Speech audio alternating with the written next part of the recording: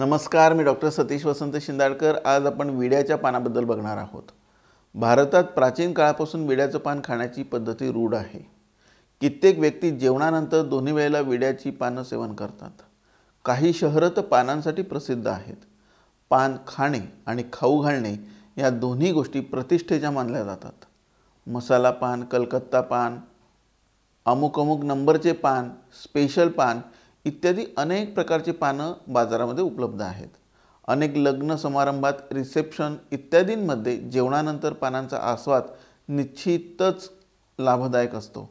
आजच्या विश्वात पान मसाला हा दाण्यांच्या स्वरूपात मिळू लागल्याने पान खाणे आणि खाऊ घालणे ही परंपरा लोक विसरत चाललेले आहेत आणि पान मसाल्याचे युग आलेले आहे असं वाटत आहे। गुटखा इत्यादींचे युग आलेले आहे असे वाटत आहे। अनेक लहान मुलं देखील या पान खाण्याच्या ऐवजी तंबाखूयुक्त गुटखा इत्यादींचे व्यसनाधीन झालेले आहेत। अनेक व्याधींना ते बळी पडत आहेत। म्हणून लक्षात ठेवा, विड्याचे पान हे आयुर्वेदामध्ये सांगितले आहे की ते उत्तम औषध आहे, परंतु त्याचा वापर आयुर्वेदाच्याच पद्धतीने होणं आवश्यक आहे। त्यात तंबाखू आणि अन्य अनावश्यक घटक नसावेत। आयुर्वेदात वर्णन केल्यानुसार भोजनानंतर विड्याचं पान सेवन करावं।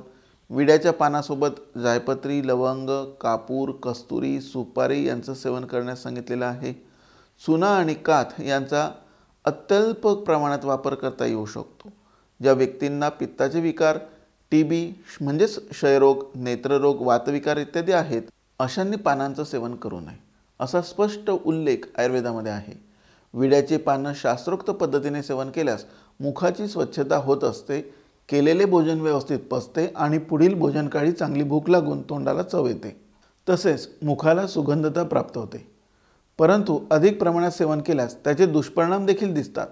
ज्या व्यक्तींना पान खाण्याचे व्यसन जडलेले आहे, व्यसन याचा अर्थ विड्याच्या पानामध्ये तंबाखू, गुटखा इत्यादी द्रव्य सेवन करण्याचे व्यसन लागलेले आहे, अशांनी ते तात्काळ सोडावे आणि त्यानंतर दंत चिकित्सकाचा सल्ला घेऊन दातांची काळजी घ्यावी।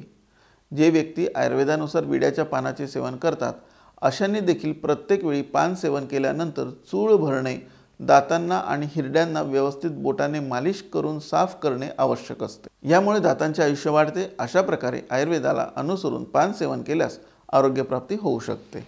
नमस्कार।